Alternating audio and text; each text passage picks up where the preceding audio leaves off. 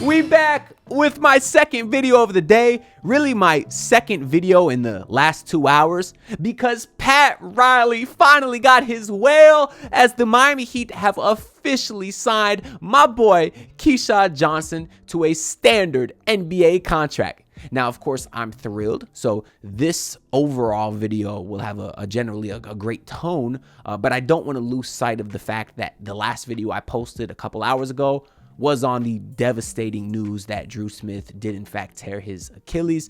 So of course, I'm still really down about that. It certainly was a tragic thing that happened to a really great guy that we all grew to love as Heat fans. He seemed like a great person off the court and was really turning into a great player on the courts. So I was and still am very sad that that injury happened to him. And of course, we're wishing the best for him on his recovery.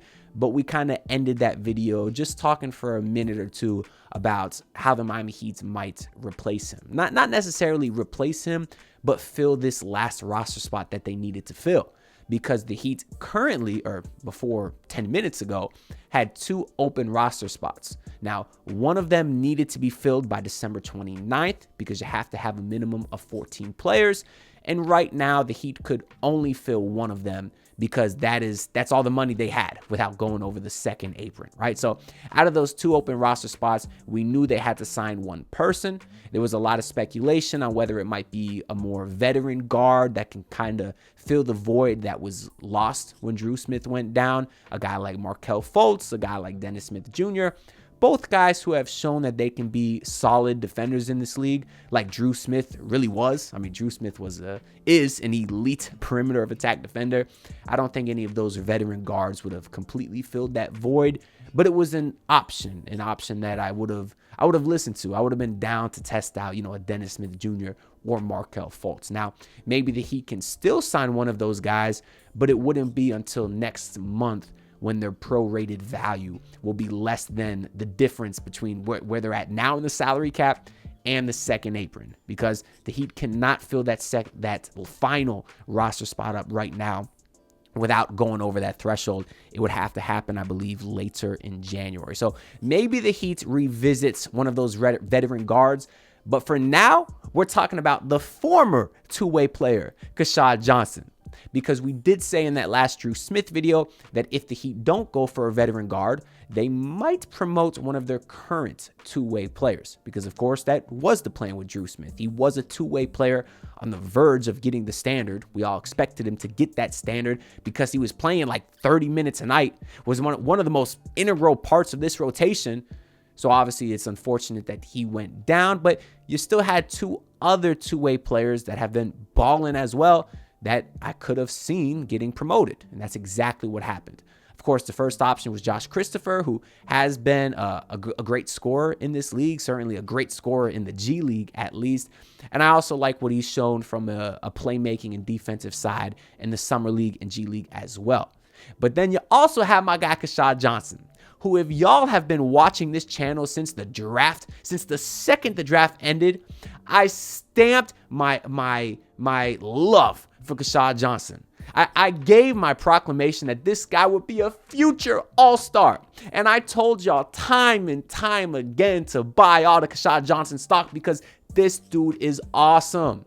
Of course, he wasn't drafted in the draft, but it was just a few minutes after the draft concluded that the Heat did give Keshad Johnson a two-way deal. So he's very clearly a guy that they had their eyes on in the second round. They went with Pelle Larsson instead. And of course, they were very lucky to get him as an undrafted player. Now, I didn't know about him coming out of Arizona, but once they signed him to that two-way deal, I did my research, and that's when I fell in love right away.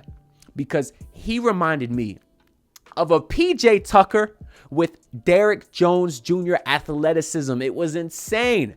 And pretty much instantly, it carried over to the Summer League where he was awesome, was hitting corner threes, was locking down 1 through 4, damn near some fives. He was guarding some centers out there and was showing a lot more versatility on the offensive end as well, and was just an absolute showstopper out there. I think his Twitter handle is even like KJ Showtime. But I even have this one tweet where I said stock just went up for Keshad Johnson, and every time he had a great game, I just quote tweeted that and said stock went up higher, stock went up higher.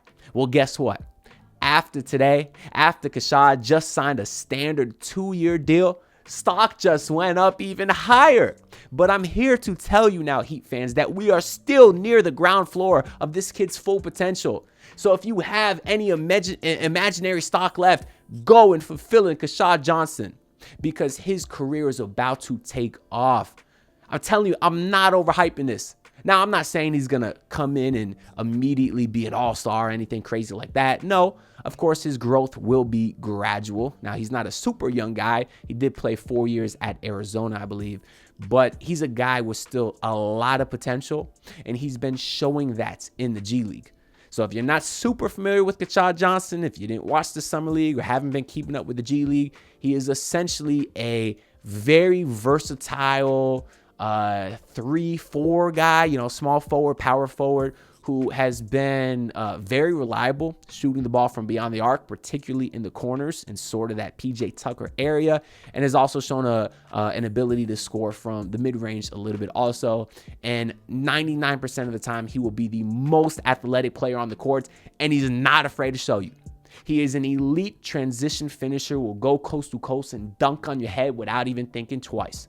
And he screams Heat culture, especially because of what he does on the defensive end. And I've listened to many interviews with the kid as well. He's got a great head on his shoulders. He's a super smart guy, super genuine and honest, and just an overall great person.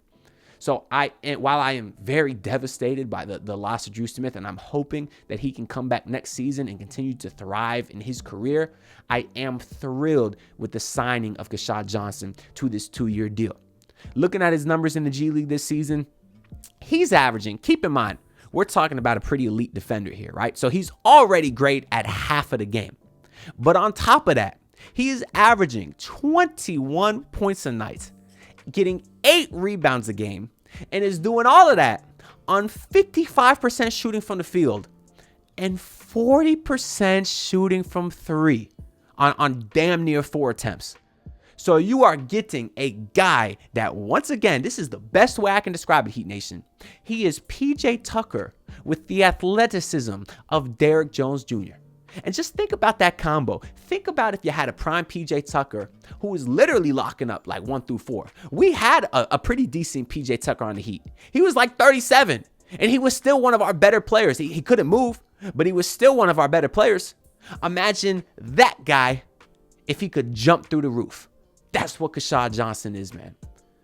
We've seen him in some spot minutes this year. I think he came in one game versus Boston when you were missing Jimmy or something and might have hit a 3, had a great lob dunk from Tyler, I believe. So we saw him make a handful of plays in spurts, but he really hasn't played too much this year with the Heat. Only maybe 2 or 3 games, a couple minutes in garbage time in particular. But I do think now with this 2-way deal, or that now that he's off the 2-way deal, so his days in the NBA are no longer limited, I do think we start to see him more and more in this rotation. Now, of course, that depends on a few things. One, that depends on the health of Jimmy Butler. He's missed 3 straight games with an illness, which is a bit weird. I don't know what kind of illness is that serious. He missed 3 straight games. Maybe the ankle is also affecting him. Who knows? Hopefully we do get Jimmy back for the next game on Thursday versus the Orlando Magic, because I want to bust the Magic ass. But if Jimmy does miss some more time now, and if not now, I'm sure he'll get dinged up a little bit later in the season. That, of course, will open some opportunity for Keshad Johnson. Also, I hate to say it, but if a guy like Jaime Jaquez Jr. continues struggling, although Jaime was better coming out of the starting lineup last game versus Brooklyn, but if he does continue struggling overall, I don't think his minutes will get cut, but maybe he starts getting a little bit of a decrease in his minutes, and now though that rotation spot can be shared with a guy like Keshad Johnson. So there is a few options out there for that wing position in which Keshad Johnson could play. That's guys like him are a huge reason why I feel like the Heat didn't necessarily find it a necessity to retain a guy like Caleb Martin. I know they gave Caleb Martin a pretty inflated offer, especially relative to what he ended up signing with Philly, but it didn't hurt losing him because you had a guy like Jaime Jaquez in the pipeline. And even if Jaime Jaquez, struggles more this season, I do think he'll get out of it. By the way, I had a big debate about this just yesterday on the Basement Postgame Show between myself and then Royal A. Shepard and George over there. They were pretty much writing off Jaime Jaquez Jr., because he's been asked this year. I'm not gonna lie, but I was saying, how you gonna write off like a sophomore 2 months into his season? Like Nikola Jovic wasn't even playing 2 months into his sophomore season. I know he's a lot younger than Jaime Jaquez, but still, NBA experience-wise, Nikola Jovic wasn't even getting run. And now look at where Jovic is at just a year later. He's dropping 18 points in some of these games, just being a menace out there from beyond the arc and transition, and Jovic looks awesome. And it's because he's got this more experience and he's learned to grow. These are the steps in growth of an NBA player. It's not gradual. It's not linear. Or it is gradual. It's not linear. You know, you take 3 steps forward, 2 steps back.